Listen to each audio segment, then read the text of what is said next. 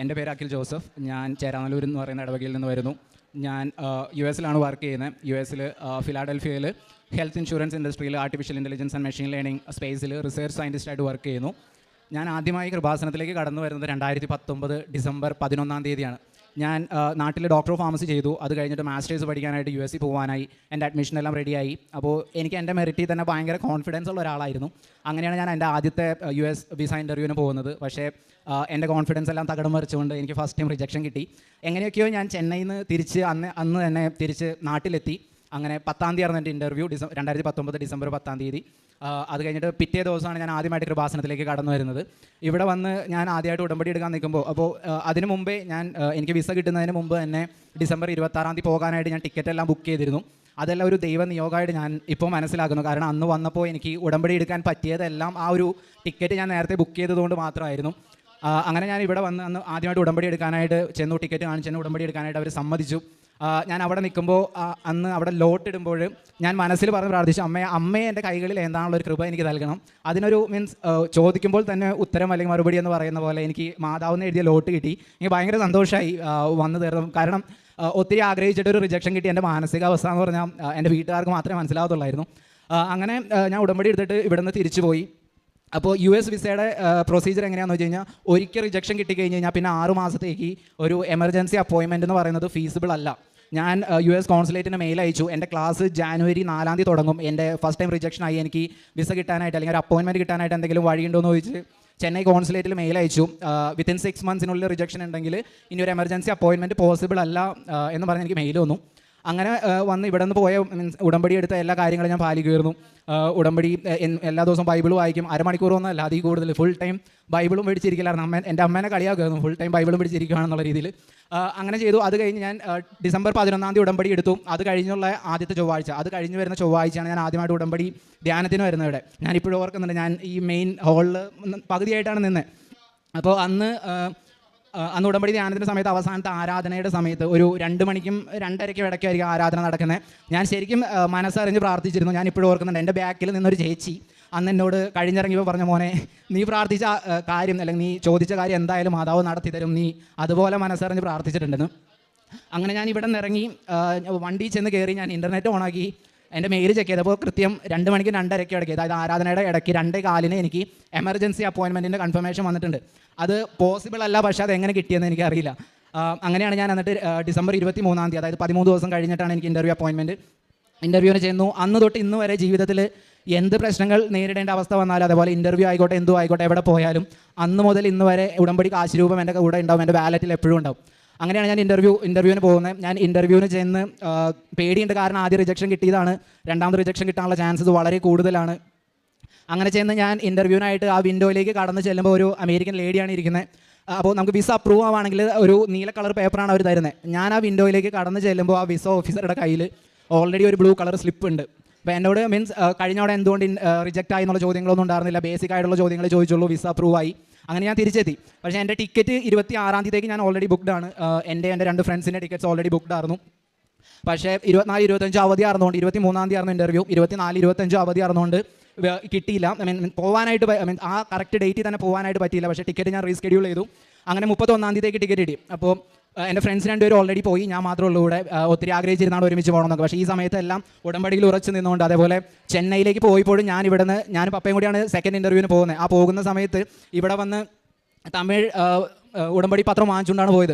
അവിടെ ചെന്ന് കോൺസുലേറ്റിൽ ഇൻ്റർവ്യൂവിന് വന്നവർക്കും, അതേപോലെ അവിടെ അന്ന് വൈകിട്ട് തലേദിവസം വൈകിട്ട് പള്ളിയിൽ പോയപ്പോൾ അവിടെയുള്ളവർക്കെല്ലാം ഡിസ്ട്രിബ്യൂട്ട് ചെയ്തതെല്ലാം ഞാൻ ഓർക്കുന്നുണ്ട്. അങ്ങനെ 31 വൈകിട്ട് 3 മണിയായി. ഞാൻ സ്റ്റാറ്റസ് ചെക്ക് ചെയ്യും. സ്റ്റാറ്റസ് പാസ്പോർട്ട് സ്റ്റിൽ വിത്ത് കോൺസുലേറ്റ് എന്ന് കാണിക്കും. 12 മണിക്കാണ്, വെളുപ്പിന് 3 മണിക്കാണ് ഫ്ലൈറ്റ്. 12 മണിക്കെങ്കിലും ചെക്ക് ഇൻ ചെയ്യണം. കാലിക്കട്ടിൽ നിന്നാണ് ഫ്ലൈറ്റ്, കൊച്ചിയിൽ നിന്ന് കിട്ടിയില്ലായിരുന്നു. അപ്പോൾ ഇവിടെ നിന്ന് ന്യൂ ഇയർ ഈവാണ്.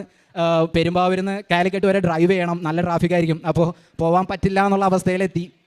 അങ്ങനെ ഇരിക്കാതെ അപ്പോൾ ഞാൻ വീണ്ടും റൂമൊക്കെ അടച്ച് റൂമിൻ്റെ അകത്തിരുന്ന് ഉടമ്പടി ഒരു ധ്യാനം കൂടി പ്രാർത്ഥിച്ചു. ഞാൻ 3:45 എൻ്റെ ഫോൺ എടുത്ത് സ്റ്റാറ്റസ് ചെക്ക് ചെയ്തപ്പോൾ പാസ്പോർട്ട് റെഡി ഫോർ കളക്ഷൻ ആയി അതിൻ്റെ സ്റ്റാറ്റസ്.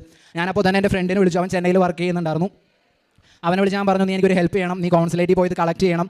അങ്ങനെ അവനത് പോയി കളക്ട് ചെയ്യാമെന്ന് പറഞ്ഞു. അവനത് കളക്ട് ചെയ്തു എന്ന് പറഞ്ഞു ഉടനെ ഞാനും പപ്പയും അമ്മയും എല്ലാമായിട്ട് ഞങ്ങൾ വീട്ടിൽ നിന്ന് ഇറങ്ങി. ബേസിക്കലി എന്നെ ഇപ്പോഴും പപ്പ പറഞ്ഞ് കളിയാക്കും, പാസ്പോർട്ടോ വിസയോ കയ്യിലില്ലാതെ അമേരിക്കയ്ക്ക് പോകാൻ ഇറങ്ങിയത് നീ മാത്രമേ ഉണ്ടാവത്തുള്ളൂ എന്ന് പറഞ്ഞുകൊണ്ട്. പക്ഷേ അതിലെല്ലാം ഉറച്ചു നിന്നപ്പോഴും ഈ പരിശുദ്ധ അമ്മയിലും ഈശോയിലുള്ള അടിയുറച്ച വിശ്വാസം എപ്പോഴും വലിയൊരു ധൈര്യമായിരുന്നു. അങ്ങനെ യു എസിലെത്തി. ഇങ്ങനെ ഒത്തിരി കാര്യങ്ങൾ ഇവിടെ നിന്ന് വിസ കിട്ടേണ്ട കാര്യം, പോകാൻ പറ്റേണ്ട കാര്യം, അതേപോലെ അവിടെ ചെന്നിട്ട് യു എസിൽ നമ്മൾ ചെന്ന് കഴിഞ്ഞാൽ സ്റ്റുഡൻ്റ് ആയിട്ടാണ് പോകുന്നത്. പാർട്ട് ടൈം ക്യാമ്പസിൻ്റെ അകത്ത് മാത്രമേ ജോലി ചെയ്യാൻ പറ്റുള്ളൂ. അപ്പോൾ കിട്ടാനായിട്ട് ഭയങ്കര ബുദ്ധിമുട്ടാണ്. അപ്പോൾ അവിടെ ചെന്ന് ജോലി കിട്ടുന്ന കാര്യം എല്ലാം ഉടമ്പടിയിൽ വെച്ചിട്ടാണ് ഞാൻ ഇവിടുന്ന് പോകുന്നത്. ഇവിടെ നിന്ന് അവിടെ ചെന്ന് ജോലി കിട്ടാനൊന്നും ബുദ്ധിമുട്ടുണ്ടായില്ല. അതെല്ലാം ഉടമ്പടിയിലൂടെ സാധിച്ച നിയോഗമാണെന്ന് ഞാൻ എപ്പോഴും വിശ്വസിക്കുന്നു. പിന്നെ അവിടെ ചെന്നിട്ട് ഞങ്ങൾ 3 പേര്, ഞാനും എൻ്റെ ഫ്രണ്ട്സും ചെന്ന യൂണിവേഴ്സിറ്റി ഞങ്ങൾ ഉദ്ദേശിച്ച അത്ര നല്ലതായിരുന്നില്ല. അപ്പോൾ അവിടെ ചെന്ന് ഞങ്ങൾ ഒരു ഫെബ്രുവരി സമയമായപ്പോൾ യൂണിവേഴ്സിറ്റി മാറാനായിട്ടുള്ള കാര്യങ്ങളൊക്കെ നോക്കി തുടങ്ങി. അങ്ങനെ യൂണിവേഴ്സിറ്റി മാറാനായിട്ട് ഞങ്ങൾ അപ്ലൈ ചെയ്തു. ഫെബ്രുവരിയിൽ അപ്ലൈ ചെയ്തു. മെയിൽ ഞങ്ങൾക്ക് 3 പേർക്ക് ഓഫർ ലെറ്റർ വന്നു. അതായത് യു എസ് തന്നെ വേറൊരു യൂണിവേഴ്സിറ്റിയിലേക്ക് മാറാനായിട്ട് $10,000 സ്കോളർഷിപ്പോടുകൂടി, അതായത് ഇന്ത്യൻ മണി ഏകദേശം ഒരു 8 ലക്ഷം രൂപ സ്കോളർഷിപ്പോടുകൂടി പുതിയ യൂണിവേഴ്സിറ്റിയിൽ പഠിക്കാൻ പോകാനായിട്ടുള്ള ഓഫർ ലെറ്റർ വന്നു. പക്ഷേ എല്ലാം റെഡിയായി എന്ന് വിചാരിച്ചപ്പോഴും പിന്നാലെ പ്രശ്നങ്ങളുണ്ടായിരുന്നു. ഞാനിവിടുന്ന് എഡ്യൂക്കേഷൻ ലോൺ എടുത്താണ് പോയത്. അപ്പോൾ ഇത് മാറാനായിട്ടുള്ള കാര്യങ്ങളൊക്കെ ഓഫർ ലെറ്റർ എല്ലാം കിട്ടി. ഞങ്ങൾ ബാങ്ക് മാനേജർ വിളിച്ചിട്ട് ഇങ്ങനെ എനിക്ക് ഇത് മാറണം, യൂണിവേഴ്സിറ്റി മാറണമെന്ന് പറഞ്ഞപ്പോൾ ബാങ്ക് മാനേജർ എന്നോട് പറഞ്ഞത്, സോറി അതിനുള്ള പ്രൊവിഷൻ ഇല്ല, കാരണം നീ യൂണിവേഴ്സിറ്റി മാറുന്നത് നിൻ്റെ തന്നിഷ്ടപ്രകാരമാണ്, അതുകൊണ്ട് അതിനുവേണ്ടി ലോൺ മാറ്റി തരാനായിട്ട് സാധിക്കില്ല. നിൻ്റെ കൈപ്പിടിയിൽ ഒതുങ്ങാത്ത അല്ലെങ്കിൽ നിൻ്റെ ഔട്ട് ഓഫ് കൺട്രോൾ ആയ എന്തെങ്കിലും കാര്യമാണെങ്കിൽ മാത്രമാണ് ഒരു വാലിഡ് റീസൺ ആയിട്ട് നമുക്ക് കണക്കാക്കാൻ പറ്റുള്ളൂ എന്ന് പറഞ്ഞു. അങ്ങനെ കോവിഡിൻ്റെ സമയമാണ്. അപ്പോൾ ഇങ്ങനെ വിഷമിച്ചിരിക്കുന്ന സമയത്ത് അപ്പോൾ എന്ത് വിഷമം വന്നാലും ആദ്യത്തെ സ്റ്റെപ്പ് എന്ന് പറഞ്ഞാൽ ഉടനെ ലൈറ്റ് ക്യാൻഡിൽ പ്രയർ ഇടാന്നുള്ളത്. ബാക്കി വരുന്നിടത്ത് വെച്ചാണ്, പക്ഷേ ഫസ്റ്റ് സ്റ്റെപ്പ് അതാണ്. അങ്ങനെ ലൈറ്റ് ക്യാൻഡിൽ പ്രയർ ഇട്ട് പ്രാർത്ഥിച്ചു. ഉടമ്പടിയിലായിരുന്നു സ്റ്റിൽ. ആൻഡ് ഉടമ്പടി തീർന്നപ്പോൾ ഞാൻ ഓൺലൈൻ ഉടമ്പടി എടുത്ത് കണ്ടിന്യൂ ചെയ്യുമായിരുന്നു. അങ്ങനെ ഉടമ്പടിയിലായിരുന്നുകൊണ്ട് എന്നും രാവിലെ പ്രത്യക്ഷീകരണ പ്രാർത്ഥനയും എല്ലാം ചെല്ലുന്നുണ്ട്. അതോടൊപ്പം ലൈറ്റ് ക്യാൻഡിൽ പ്രയർ ഇട്ട് പ്രാർത്ഥിച്ചു. അങ്ങനെ ഇരിക്കാലെയാണ് കോവിഡിൻ്റെ സമയമാണ്. അന്ന് ട്രംപാണ് പ്രസിഡന്റ്. പെട്ടെന്ന് ഒരു ദിവസം വൈകിട്ട് എൻ്റെ ഈ മാനേജർ എന്നോട് പറയാണ്, നിൻ്റെ കൺട്രോളിൽ അല്ലെങ്കിൽ ഞങ്ങൾക്ക് ഇത് ചെയ്തു തരാൻ പറ്റത്തില്ല എന്ന് പറഞ്ഞിരിക്കാതെ ആ ഒരാഴ്ച ട്രംപ് പുതിയ റൂളായിട്ട് വരാണ്. ഓൺലൈൻ ക്ലാസ് എടുക്കുന്ന സ്റ്റുഡൻസ് എല്ലാവരും സ്വന്തം രാജ്യത്തേക്ക് തിരിച്ചു പോയി കോവിഡ് തീരുന്നവരെ അവിടെ നിന്ന് പഠിക്കണം. അപ്പോൾ ഞാൻ ഓൾറെഡി പഠിക്കുന്ന യൂണിവേഴ്സിറ്റിയിലെ ക്ലാസ്സസ് കോവിഡ് ആയതുകൊണ്ട് ഓൺലൈൻ ആക്കി. പുതിയ യൂണിവേഴ്സിറ്റിയിലെ ക്ലാസ് 2 ക്ലാസ്സെങ്കിലും ഇൻ പേഴ്സൺ എടുക്കണമെന്ന് നിർബന്ധമാണ്.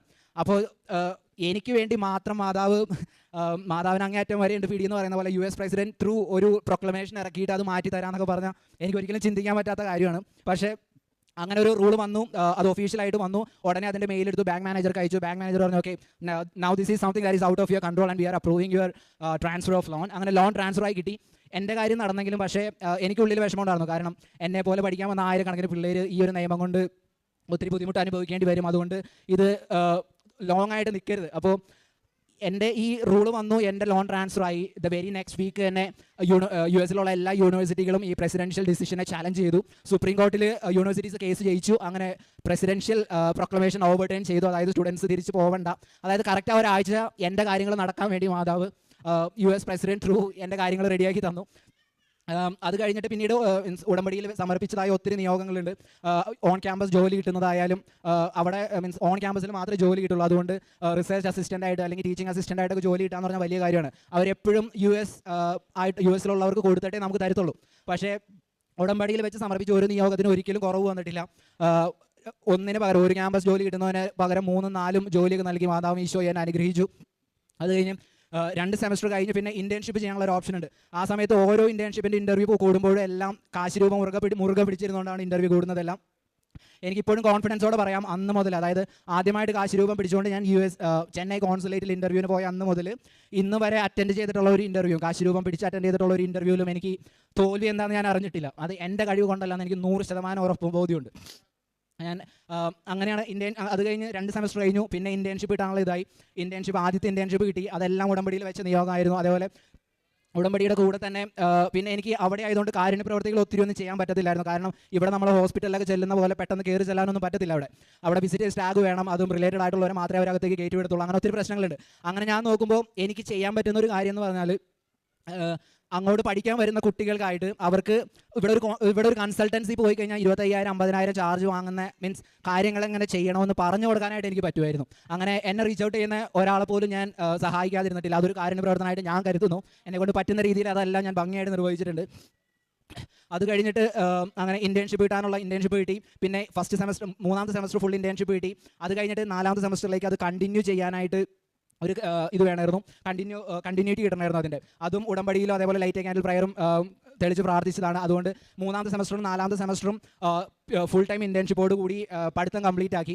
അങ്ങനെ പഠിത്തമൊക്കെ കഴിഞ്ഞിരിക്കുന്ന സമയത്താണ് ജോലിക്ക് അപ്ലൈ ചെയ്യുന്നത് വന്നു. അപ്പോൾ US ജോലി കിട്ടാന്ന് പറഞ്ഞാൽ ഭയങ്കര പാടെന്ന് പറഞ്ഞു കഴിഞ്ഞാൽ നമ്മൾ ഒരു ഫോറിൻ ടാലൻറ്റിനെ US കമ്പനീസ് ഹയർ ചെയ്യണമെങ്കിൽ അവർക്ക് ആ സെയിം പൊസിഷൻ ഫില്ല് ചെയ്യാനായിട്ട് US നിന്ന് ഒരാളെ കിട്ടുന്നില്ല എന്ന് അവർ പ്രൂവ് ചെയ്യണം. അതുകൊണ്ട് പിന്നെ ഒരു ഫോറിൻ ടാലൻറ്റിന് വർക്ക് വിസ സ്പോൺസർ ചെയ്യുക എന്ന് പറഞ്ഞു കഴിഞ്ഞാൽ ഒരു അറൗണ്ട് ഒരു 8,000 to 15,000 ആ റേഞ്ചിൽ വരുന്ന അത്രയും ചിലവുണ്ട് ഒരു കമ്പനിക്ക് ഒരാളെ സ്പോൺസർ ചെയ്യാനായിട്ട്. അതുകൊണ്ട് നമ്മൾ ജോലിക്ക് അപ്ലൈ ചെയ്യുമ്പോൾ ഒരു ക്വസ്റ്റ്യൻ ഉണ്ട്, now or in the future will you require sponsorship. അത് നമ്മൾ ഇട്ട് കഴിഞ്ഞാൽ 1000 ജോലിക്ക് അപ്ലൈ ചെയ്താൽ 10 പോലും റിപ്ലൈ വരത്തില്ല.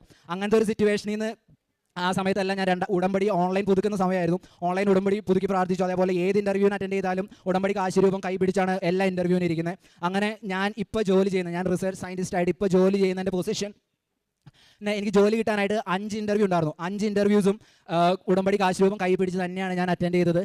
അത് ഞാനിപ്പോൾ ചെയ്യുന്ന ജോലി, അതായത് എൻ്റെ ടീമിൽ 12 പേരുണ്ട്. 12 പേരിൽ 11 പേരും US സിറ്റിസൻസ് ആണ്. 12 പേരിൽ 10 പേരും US സിറ്റിസൻസ് ആണ്. ഒരാൾ മാത്രമാണ്, ഞങ്ങൾ വേറെ 2 പേര് ഇന്ത്യക്കാർ. ഞങ്ങൾ 2 പേരും മാത്രമാണ് മാസ്റ്റേഴ്സ് ഉള്ളവരുള്ളൂ. ബാക്കി 12 പേരിൽ 10 പേരും US നിന്ന് PhD ചെയ്ത ആ പൊസിഷനിൽ വർക്ക് ചെയ്യുന്നതാണ്. അതുകൊണ്ട് എനിക്ക് എവിടെയും വിളിച്ച് പറയാൻ പറ്റും, എൻ്റെ കഴിവ് കൊണ്ടല്ല, ഒരിക്കലും എൻ്റെ കഴിവ് കൊണ്ടല്ല, കർത്താവിൻ്റെ കൃപയാൽ മാത്രമാണ്, പരിശുദ്ധ അമ്മയുടെ അനന്തമായ കാരുണ്യത്താൽ ഇതുകൊണ്ട് മാത്രം എനിക്ക് ലഭിച്ച ജോലിയാണ്. അതേപോലെ ജോലി ലഭിക്കുന്ന സമയത്ത് എനിക്ക് ഒത്തിരി കൺഫ്യൂഷൻസ് ഉണ്ടായിരുന്നു. 3-4 ഓഫേഴ്സ് ഉണ്ടായിരുന്നു. അപ്പോൾ ഇതിന് ഏത് ചൂസ് ചെയ്യണം, അല്ലെങ്കിൽ ഏതാണ് ഭാവിയിലേക്ക് നല്ലത്? ഫൈനാൻഷ്യൽ കാര്യങ്ങൾ മാത്രം നോക്കിയാൽ പോരാ, വിസ സ്പോൺസർഷിപ്പ് നോക്കണം. അതിലുപരി കർത്താവ് അല്ലെങ്കിൽ ദൈവം ഏതാണ് ആഗ്രഹിക്കുന്നത് എന്ന് എനിക്കറിയില്ലായിരുന്നു. അപ്പോൾ ആ സമയത്തെല്ലാം ലൈറ്റ് ക്യാൻഡിലിട്ട് പ്രാർത്ഥിച്ചു. അങ്ങനെ ഞാൻ ഒരു ദിവസം ലൈറ്റ് ക്യാൻഡിലിട്ട് പ്രാർത്ഥിച്ചിട്ട് അന്ന് വൈകിട്ടത്തെ പ്രാർത്ഥന, ഉടമ്പടി പ്രാർത്ഥന കഴിഞ്ഞ സമയത്ത് എന്നോട് ഉള്ളിൽ ആരോ പറയുകയാണ്, നീ ബൈബിൾ എടുത്ത് വായിക്കും, നീ ബൈബിൾ എടുത്ത് വായിക്കുന്നതിൻ്റെ കൺഫ്യൂഷൻ മാറ്റിത്തരാം. അങ്ങനെ ഞാൻ ബൈബിൾ എടുത്ത് തുറന്ന് വായിച്ചു. എനിക്ക് നെഹമിയ 7 കിട്ടി. ഞാൻ വായിച്ചു തുടങ്ങി. കുറേ സംഖ്യകൾ, ഇങ്ങനെ കുറേ നമ്പറുകൾ പറയുന്നുണ്ട്. എനിക്കൊന്നും മനസ്സിലാവുന്നില്ല. ഞാനത് മൊത്തം വായിച്ചു. അത് കഴിഞ്ഞിട്ട് ഞാൻ തന്നെ ചോദിച്ചു, കർത്താവേ നീ എന്താ പറയുന്നതെന്ന് എനിക്ക് മനസ്സിലാവുന്നില്ല, കാരണം ഇത് കുറേ നമ്പേഴ്സ് ഉണ്ട്, ഇതിൻ്റെ അർത്ഥം എന്താണെന്ന് എനിക്ക് മനസ്സിലാവുന്നില്ല. അപ്പോൾ എന്നോട് ഉള്ളിൽ നിന്ന് പറഞ്ഞു, നീ ഇതെല്ലാം എഴുതി കൂട്ടി നോക്ക്, നീ ഇതെല്ലാം കൂട്ടി നമ്പറുകളെല്ലാം ഓരോന്നോരോന്നായിട്ട് എഴുതി കൂട്ടി നോക്കുമെന്ന് പറഞ്ഞു. ഞാൻ അങ്ങനെ എഴുതി കൂട്ടി നോക്കി. അപ്പോൾ ഒരു വലിയ സംഖ്യയാണ് വരുന്നത്. അപ്പോൾ ഈ വലിയ സംഖ്യ വന്നപ്പോൾ ഞാൻ തന്നെ പറയുകയാണ്, ഇത്രയും സാലറി ഇടാൻ എനിക്കൊരു യോഗ്യതയില്ല. സോ ഇത് എന്തായാലും എൻ്റെ സാലറി അല്ല, പക്ഷേ നീ എന്താ ഉദ്ദേശിക്കുന്നതെന്ന് എനിക്ക് മനസ്സിലാവുന്നില്ല. അപ്പോൾ കർത്താവിനോട് പറയാണ്, നിൻ്റെ യോഗ്യതയെ പ്രതിയല്ല, എൻ്റെ നീതിയെ പ്രതി ഞാൻ നിനക്ക് നടത്തി തരും, നീ വിചാരിക്കുന്നതിലും വലിയ കാര്യങ്ങൾ ഞാൻ നിനക്കായി ചെയ്തു തരും. അങ്ങനെ പറഞ്ഞുകൊണ്ട് എനിക്ക് 5ാമത്തെ ഇൻ്റർവ്യൂ കഴിഞ്ഞ് ഓഫർ ലെറ്റർ വന്നപ്പോൾ വളരെ ചെറിയൊരു സംഖ്യയുടെ വ്യത്യാസത്തിൽ എനിക്ക് ആ നെഹമിയ 7 കൂട്ടുമ്പോൾ കിട്ടുന്ന നമ്പർ എത്രയാണോ അത്രയും വലിയൊരു സാലറി പാക്കേജ് എന്ന് കർത്താവും പരിശുദ്ധ മാതാവ് എന്നെ അനുഗ്രഹിച്ചു. അതോടൊപ്പം പിന്നെ ഒരു കാര്യം എന്ന് വെച്ചാൽ, പിന്നെ ഇത് കൂടാതെ ഒത്തിരി കാര്യങ്ങളുണ്ട്. ഇതിൻ്റെ ഇടയ്ക്ക് ലൈറ്റ് ക്യാൻഡിൽ പ്രയർ ത്രൂ സമർപ്പിച്ച് പ്രാർത്ഥിച്ച ഒത്തിരി കാര്യങ്ങളുണ്ട്. അവിടെ ഓരോ ബുദ്ധിമുട്ടുകൾ വരുമ്പോൾ, അത് ഫൈനാൻഷ്യൽ ആയാലും, ഒറ്റയ്ക്കാണ് താമസിക്കുന്നത്, അങ്ങനത്തെ ഒത്തിരി കാര്യങ്ങൾ. അതേപോലെ ജോലി കിട്ടി. ഞാൻ പഠിച്ചത് ഇന്ത്യാന എന്ന് പറയുന്ന സ്റ്റേറ്റിലാണ്. അവിടെ നിന്ന് ജോലി കിട്ടി ന്യൂജേഴ്സിക്ക് മൂവ് ചെയ്യുമ്പോഴും എനിക്ക് അപ്പാർട്ട്മെൻറ്റ് കിട്ടുന്നില്ല. അങ്ങനെയൊക്കെ അപ്പോഴും ലൈറ്റ് ക്യാൻഡിൽ പ്രയറിട്ടാണ് പ്രാർത്ഥിക്കുന്നതെല്ലാം. അങ്ങനെയായിട്ട് പ്രാർത്ഥിച്ച് സീറോ മലബാർ ഇടവകയുള്ള ഒരു സ്ഥലത്ത് തന്നെ എനിക്ക് അപ്പാർട്ട്മെൻറ്റ് വന്നു. ഒത്തിരി മലയാളികളുണ്ട്. അല്ലെങ്കിൽ മീൻസ് അവിടെ പോയി ഏകാന്ത ജീവിതം നയിക്കാമെന്ന് പറഞ്ഞൊരു അവസ്ഥയായിരുന്നു. അല്ലെങ്കിൽ അപ്പോൾ ആ കാര്യങ്ങൾ, ജോലിയുടെ കാര്യങ്ങളെല്ലാം ഇവിടെ ഞാൻ എന്ന് വന്നോ അന്ന് മുതൽ ഇന്ന് ഈ നിമിഷം വരെ ഓരോ കാര്യങ്ങളിലും പരിശുദ്ധ അമ്മ ഈശോയുടെ തൃക്കരങ്ങളിൽ പിടിച്ചെന്നെ ഏൽപ്പിച്ചുന്ന വഴി നടത്തിയിട്ടുണ്ട്. ഒന്നിനും ഒരു കുറവ് വരാത്ത രീതിയിൽ എല്ലാത്തിലും ഉപരിയായി കുലുക്കി നിറച്ച് തരുമെന്ന് നേരത്തെ അച്ഛൻ പറഞ്ഞതുപോലെ കുലുക്കി നിറച്ച് തന്നെ തന്നിട്ടുണ്ട് ഓരോ കാര്യത്തിലും.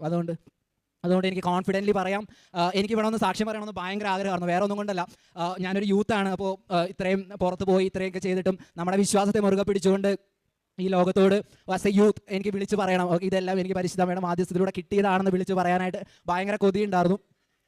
മെയിൽ ഇവിടെ വരാനായിട്ട് നോക്കിയതാണ്, പക്ഷേ ലീവ് കിട്ടുന്നുണ്ടായിരുന്നില്ല. പക്ഷേ എല്ലാം കർത്താവ് വളരെ നന്നായി ഒരുക്കി തന്നു. അതോടൊപ്പം ഒരു ഫൈനൽ ഇതും കൂടി, കഴിഞ്ഞ ഡിസംബറിൽ എൻ്റെ അമ്മയ്ക്ക് ബ്രസ്റ്റ് ക്യാൻസർ ആണെന്ന് ഡയഗ്നോസിസ് ഉണ്ടായിരുന്നു.